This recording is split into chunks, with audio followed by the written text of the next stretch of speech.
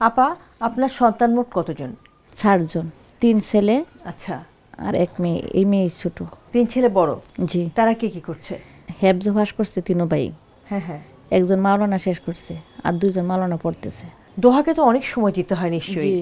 নিজের কাজ তো কোনোটাই দোহা নিজে করতে পারে না। সব আমার করে দেওয়া লাগে। ব্রাশ করো, খাওয়া দাওয়া, পেশাব পায়খানা, মানে পরিষ্কার করা, সব কিছু। কিভাবে ম্যানেজ করেন আপা এত কিছু একসাথে?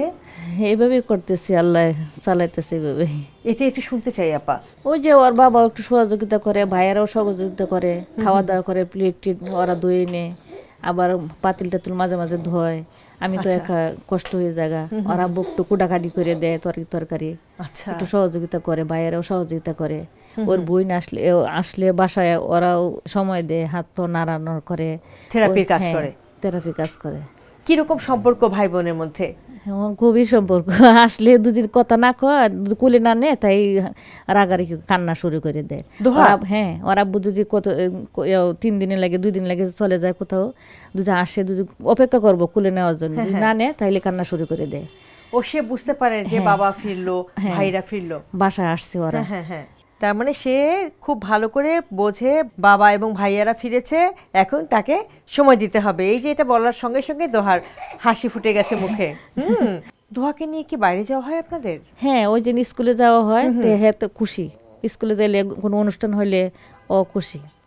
যে আপনারা আসছেন, কথাবার্তা বলতেছি, হয় খুশি দে।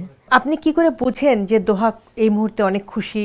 হ্যাঁ, ওই যে বাইরে যখন যায়, গাড়ি গুড়ি শব্দ হয়, তো অনেক খুশি হয়।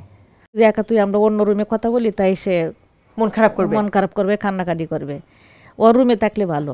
কোনো কিছু বোঝাতে পারে সে? কাশি টাশি হইলে শুধু খালি আল্লাহ আল্লাহ আল্লাহ এরকমই বলে। আচ্ছা আচ্ছা। আর সারাক্ষণ এই কোরআন তেলাওয়াত, গজল এগুলো শুনে, আর ও পছন্দ করে। আবার ওর পছন্দের গজল আছে, ওইটি না দিলে আবার কান্নাকাটি করব। সকাল থেকে দোহাকে নিয়ে কিভাবে আপনি আপনার দিন শুরু করেন? ওই যে সকালে উঠে ও কান্নাকাটি করবো, ওরে ব্রাশ করাই, ওরে আবার ঘুম থেকে উঠে মুখ টুক মাজে ধোয়া, খাওয়া দাওয়া দিই। টাইম টু টাইম আমারই খাওয়াইতে হয়, আবার এই থেরাপির সুযোগও নিতে হয়। দোহাকে যখন আপনি খাবার খাওয়ান তখন কি শোয়া অবস্থায় খাওয়াতে পারেন? না, কুলি নিয়ে খাওয়াই। ওই কুলি নিয়ে খাওয়াইতে খাওয়াইতে আমার এই হাত বাঁকা হয়ে গেছে, ব্যথা, এই জায়গাতে এই জায়গায় ব্যথা। আপনার হাতে যে ব্যথা হয়েছে চিকিৎসা করিয়েছেন? জি, করতেছি, ওষুধ খাইতেছি।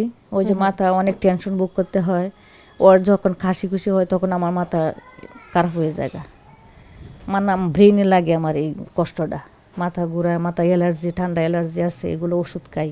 আবার ওষুধ খাইলেও দেখা যাচ্ছে খালি ঘুমাই, খালি ঘুম ধরে। অনেকক্ষণ বসে থাকা লাগে না, তখন খাওয়াইতে যাইলে আমিও মাঝে মাঝে ঘুমায় পড়ে যাই।